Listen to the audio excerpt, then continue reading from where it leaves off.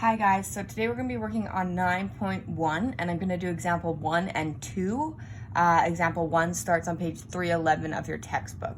So in these questions we're going to be adding integers, and what that means is we're going to be adding numbers that are positive numbers, which are just the normal numbers that we usually work with, and we're going to be working with numbers that are negative numbers, meaning that they are below 0. So an example of this is if you told me you had negative $2, that would be the same as telling me that you owe someone else $2. You don't have that $2. If you told me you actually had $2, that would mean that you have it, it's yours. It would be a positive, not a negative. Okay, so sometimes these can get confusing just because it's hard to remember what to do with a positive number and a negative number, and lots of times people like to just ignore negative numbers and pretend everything's positive, but that doesn't always work out. So we're gonna start example 1. A on example 1 says positive 1 plus positive 2. Okay, nice and easy. I have just a regular number 1, adding it with a regular number 2, I'm going to get a positive 3. For this unit, it's probably safest to write whether it's a positive number or a negative number in your answer. Normally, if it's a positive number, we could just write 3 and people assume that it's positive, but by actually writing the positive sign, it's making sure that you're not getting confused and just writing the number and not whether it's positive or negative. So we have positive 3 for A. Super easy. Now we have B, which is negative 3 plus negative 2. Okay, so to do this one, I am going to look at my number line. Doesn't quite go far enough, but I'm at negative 3 to start. And then I'm going to add negative 2. So I'm actually going to go 1, 2 down my negative row of my number line and get down to negative 5.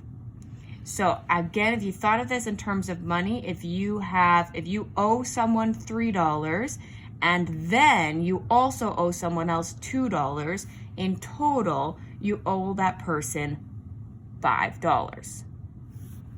So now we have C, which is positive 5 plus negative 4. What would that equal?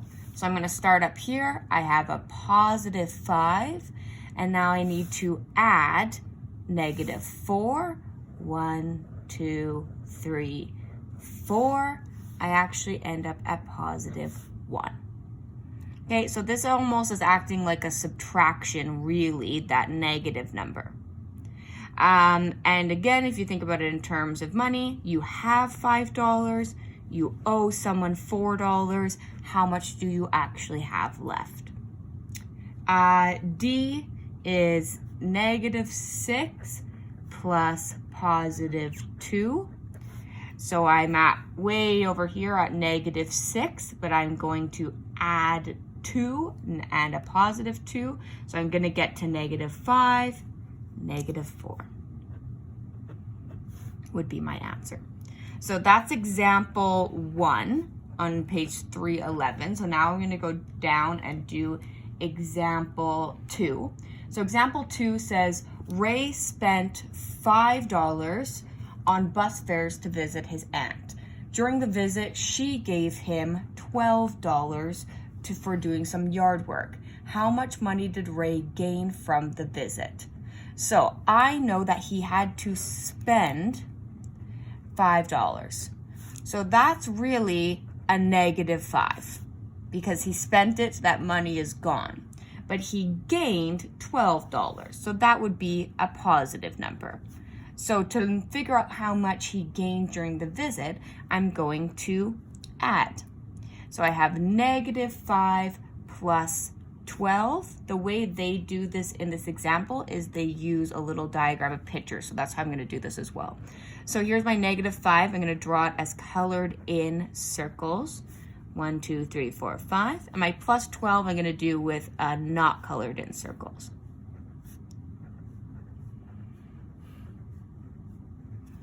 So I have 12 for my positive 12 and 5 for my negative 5.